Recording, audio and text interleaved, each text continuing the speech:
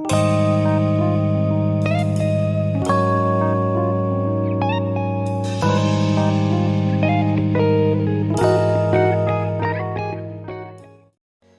anak-anak hebat Escarlo, today we are going to study chapter 2. Pada chapter 2 ini, kita akan belajar expressing purpose. Apa itu expressing purpose? Silahkan disimak penjelasannya.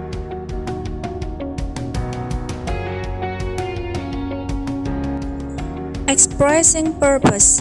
Apakah itu expressing purpose? Expressing purpose adalah ungkapan yang digunakan untuk menyatakan tujuan atau maksud. Untuk menyatakan tujuan atau maksud, kita bisa memakai conjunction atau kata hubung. Yang pertama, to, yang berarti untuk. Kemudian bisa juga in order to, yang berarti agar atau supaya. Kemudian bisa juga so as to, yang berarti agar atau supaya, atau bisa juga guna. For, yang berarti untuk, bisa juga kita pakai so that, yang berarti agar atau supaya. Bisa juga kita menggunakan in case, yang berarti jikalau. How to express purpose? Kita bisa memakai pola dengan conjunction to, in order to, dan juga so as to. Untuk ketiga conjunction tersebut kemudian diikuti oleh infinitive. Example number 1. We went to Oxford to learn English. Kita pergi ke Oxford untuk belajar bahasa Inggris. Kata to itu adalah conjunction maksud untuk, kemudian kata learn adalah infinitive, kata kerja dasar. Yang kedua, you have to take rest in order to get well soon. Kata in order to itu adalah conjunction maksud, kemudian get infinitive atau kata kerja dasar. Yang ketiga, we left early so as to avoid traffic jam. Kita berangkat lebih awal guna menghindari kemacetan. Kata so as to itu adalah conjunction maksud, guna, kemudian avoid itu adalah kata kerja dasar. Expressing purpose yang kedua adalah menggunakan kata for yang berarti untuk.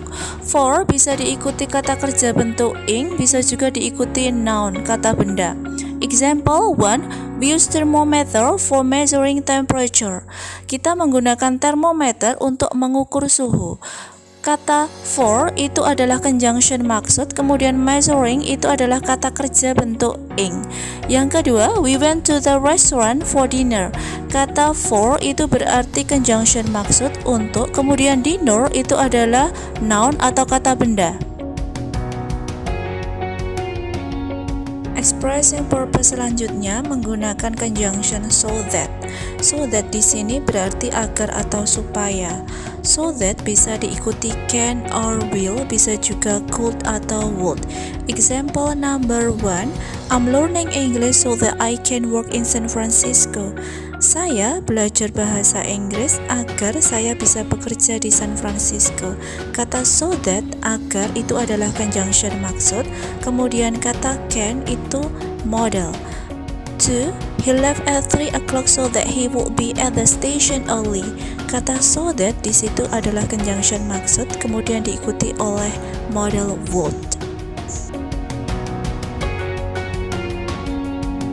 Next, expressing purpose dengan kata in case.